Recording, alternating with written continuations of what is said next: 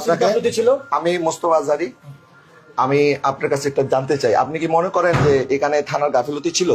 এই বিষয়ে কোনো মন্তব্য তো আমি এখন দিতে পারবো না। এখন দিতে পারবেন না। আচ্ছা, আইনজ্ঞ হিসাবে আপনি তো আইনের মানুষ, আপনি বলেন একটা মানুষকে এভাবে মারার পরে বিনা চিকিৎসা কি থানা আটকা রাখতে পারে? এটা আমরা তদন্ত দেখবো, না রাখতে পারে কিনা, রাখার অধিকার আইনে আছে কিনা?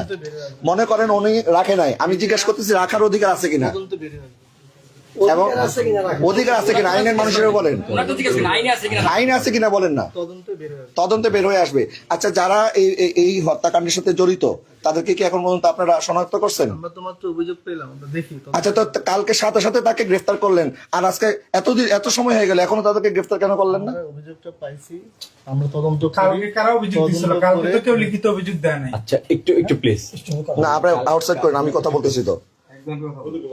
আমি একটু আপনাকে অনুরোধ করি, আপনার এই জুলাই অভ্যুত্থান আমরা করছি ছাত্র জনতা বৈষম্য দূর করার জন্য, এই ইনজাস্টিস দূর করার জন্য, মব দূর করার জন্য। এখন আপনারা যদি পদে বৈশা এখন আপনারা এই মব জাস্টিসের ব্যাপারে শক্ত পদক্ষেপ না নেন, আমরা অভিযোগটা পাইছি, জি, এই অভিযোগ অনুযায়ী আমাদের যত আইনগত ব্যবস্থা আছে সব ব্যবস্থা নিব। এটা আপনি দেশবাসীকে কথা দিতে হবে যে আপনারা সব ব্যবস্থা নেবেন। আমরা আপনাদেরকে আর বিশ্বাস করতে পারতেছি না, কারণ কালকে যদি আপনারা আমার ভাইকে সুষ্ঠু চিকিৎসার ব্যবস্থা করতেন তাহলে আজকে সে মারা যাইতো না।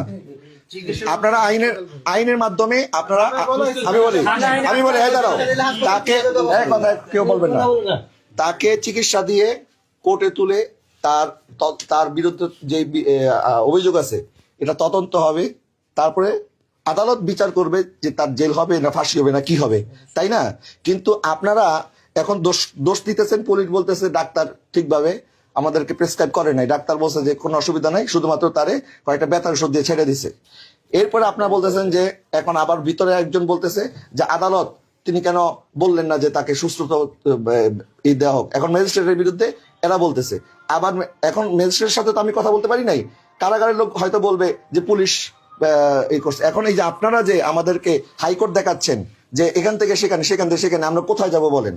কারণ আপনারা তো কেউ দোষ স্বীকার করতেছেন না। আমরা একটা অভিযোগ আপনারা দিবেন, জি, আমরা অভিযোগটা পাইছি, এই বিষয়ে আমরা তদন্ত করব, তদন্ত করে আইনগত যে ব্যবস্থা নেওয়ার আমরা সম্পূর্ণ ব্যবস্থা নেব। ঠিক আছে, যদি এখানে যার যার গাফিলতি, আমি অনুরোধ করব, আপনিও একজন বাবা, এখানে একটা মা কাঁদছে, সন্তান ইতিম হয়েছে, সন্তান একটা মাত্র ছেলে, না মায়ের একমাত্র ছেলে, ভিকটিমের একমাত্র, এবং সে একজন আলেমে দ্বীন। এই দেশে বিগত সরকার, ফ্যাসিস্ট সরকার অনেক আলেমদের উপর জুলুম করছে। বর্তমান সরকার যদি এখন আলেমদের উপর জুলুম করার এই ট্রেডিশন চালু করে তাহলে কিন্তু খুব ভালো কিছু হবে না, তাদের যে পরিণতি হয়েছিল এদেরও একই পরিণত হবে। তাকে আমরা 15-20 বছর থেকে চিনি, যে অভিযোগ তাকে দেওয়া হয়েছে তাকে যত লোক চিনে, একটা লোকও এই অভিযোগটা পুনঃ, কারণ মানুষের চরিত্রের বিষয়টা 10-15-20 বছর একজনের সাথে মিশলে কিছুটা অনুমান করা যায়। তার মতো নীরব, এত বিনয়ী। ওসি সাহেব বলছে যে আমার ছেলে যদি করতো আমি তারে মেরেই ফেলতাম। ওসি বলছে, ওসি কি কথা বলার ক্ষমতা আছে? আপনার ওসি সকালে বলছে, ওসি কোথায়? ওসি কোথায়? ওসি নাই কেন? আমি তাকে পিটাই মারতাম। ওসি কই? ওসি কই?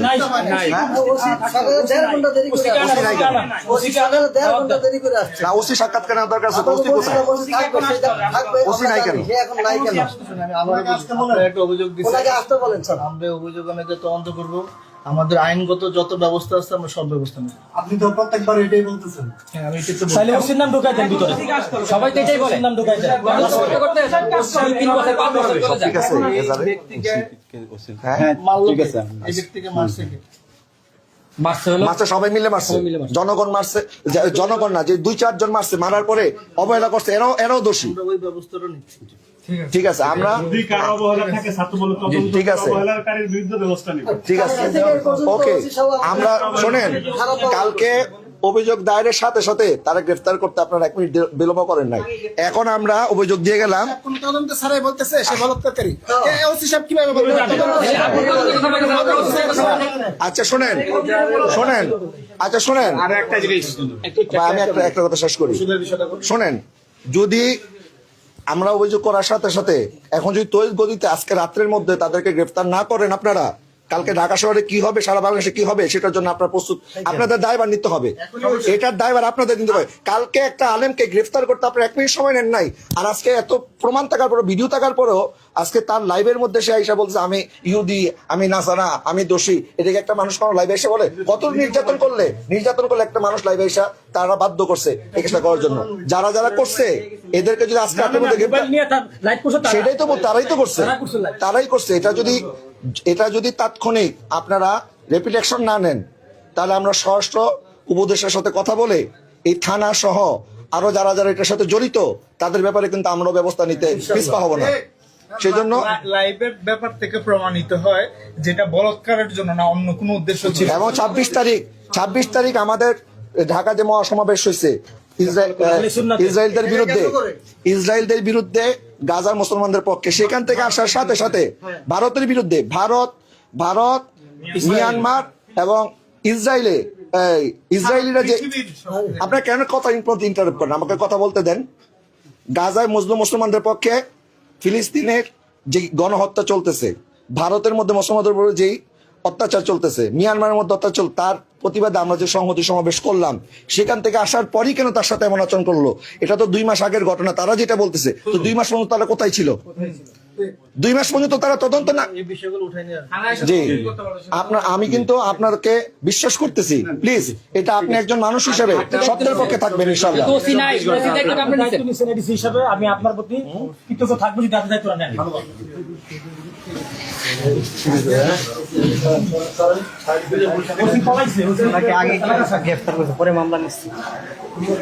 মামলার আগে গ্রেফতার হয়েছে, তাহলে বলেন এই কেন আমাকে এখন বলতে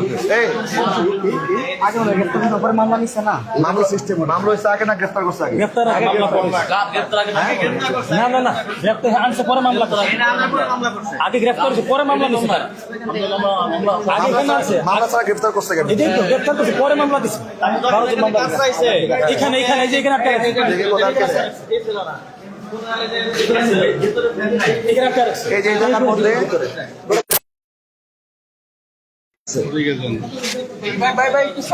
আচ্ছা, এখন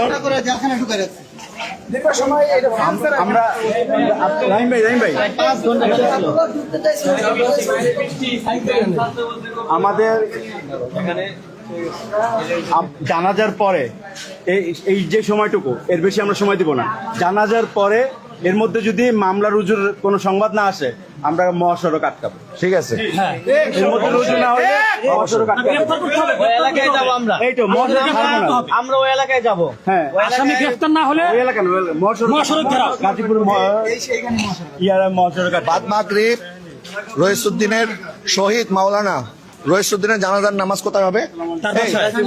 সাইনবোর্ড এখানে গাজীপুর জায়গার নাম গাজীপুর সাইনবোর্ড বসির মিল মেম্বারপাড়া। মেম্বারপাড়া, গাজীপুর মেম্বারপাড়া সাইনবোর্ডে তার যে বাড়ি আছে সেখানে আপনার জানাজার নামাজ হবে। জানাজার নামাজের পরপর এর মধ্যে যত সময় আছে, এর মধ্যে যদি প্রশাসন তড়িৎ গতিতে কোনো ব্যবস্থা না নেয়, আসামি গ্রেফতার না করে, তাহলে ঢাকা ময়মনসিংহ মহাসড়ক আমরা ইনশাল্লাহ অবরোধ করবো। জায়গায় রাখতে পারবে না।